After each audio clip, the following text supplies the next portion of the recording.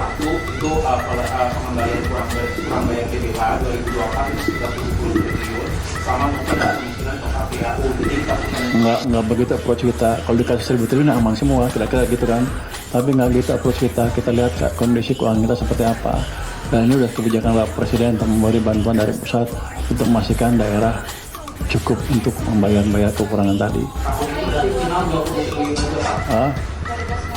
Dari pos mana? Kan ada uang kita yang belum kepake. Posnya dari mana Pak? Sana. Jangan dari Bun. Tapi gini, itu cara kita manage uang. Ada kita geser sana sini, tapi nggak kita pos mananya itu amat fleksibel. Jadi Anda nggak perlu tahu yang mana yang kita pakai, tapi uangnya ada gitu. 20 final Pak. 20,5. Itu yang akan keluar seminggu ke depan akan keluar itu. Hitungan Pak Dirjen sudah aman ya Pak Dirjen ya. Coba aja. Iya, terima kasih Pak Menteri. Jadi kita telah menghitung beberapa pemerintah daerah yang ada gap terkait dengan antara APBD dengan realisasinya dan juga kebutuhannya untuk terutama untuk pembayaran gaji ASN daerah, kemudian juga pegawai P3K yang baik yang penuh waktu maupun paruh waktu. Jadi selisih itulah yang kita coba tadi atas arahan Pak Menteri itu dalam bentuk bantuan pemerintah pusat kepada pemerintah daerah. Nah, diharapkan dari tadi yang 467 itu bisa memenuhi nanti, jadi tidak akan ada PHK dari pegawai yang P3K tersebut.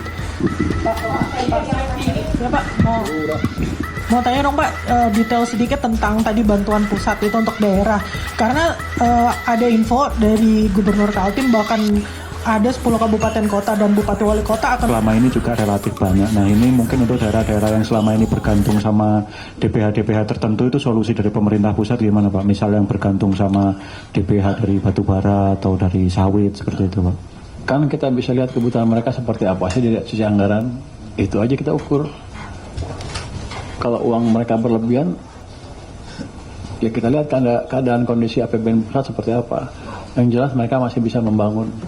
Pak, tapi kata Mendagri di rapat DPR pekan lalu itu bilang kalau misalkan gaji P3K itu bisa aman kalau misalkan satu itu pengembalian kurang bayar PPh 2024 itu sekitar 70 triliun, sama mungkin ada kemungkinan ke KPAU. Jadi kita punya Nggak begitu approach kita. Kalau dikasih 1.000 triliun aman semua, kira-kira gitu kan. Tapi nggak gitu approach kita. Kita lihat kondisi keuangan kita seperti apa.